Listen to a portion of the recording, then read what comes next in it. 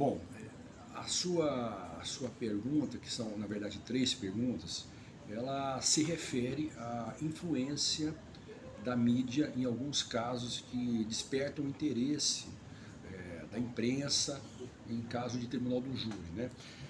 De fato, isso é algo que tem acontecido e que acontece, porque o júri, como todos sabem, ele é formado por um conselho de sentença, que são 7 jurados que são escolhidos pela sociedade, pelo juiz presidente.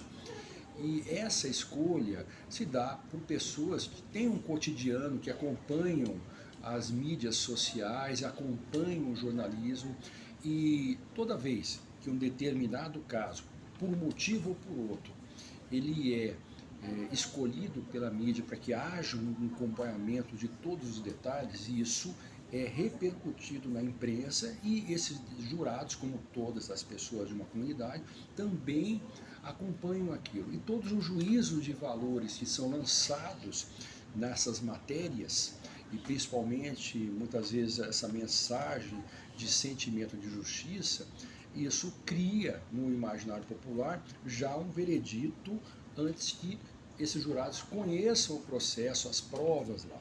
Então isso realmente acontece. E não há previsão de um procedimento específico para isso no Código de Processo Penal.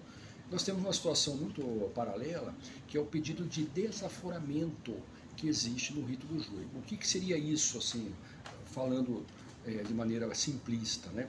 Numa pequena comunidade, quando o juiz presidente perceba que aquele caso é emblemático, que as pessoas da cidade se conhecem, então pode ser pedido o desaforamento desse processo, ou seja, a retirada do julgamento desta pequena localidade para que seja encaminhada para outra, onde os jurados não teriam essa contaminação como naquela comarca menor, né?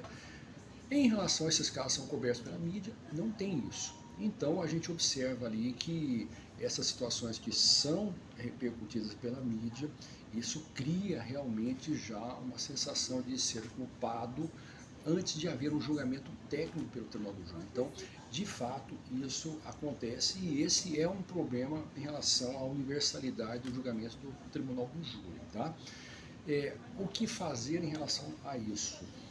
Eu, aqui na minha prática, o que eu tenho feito em relação a isso, muitas vezes, é estabelecer o segredo de justiça, né, o sigilo parcial do processo, para que apenas as partes e o juiz tenham acesso a esse processo, tenham acesso às audiências, para que esses atos processuais não sejam, muitas vezes, ali desvirtuados pela imprensa, e criando ali uma situação já de culpabilidade antes que haja o julgamento efetivo pelo Tribunal do Júri.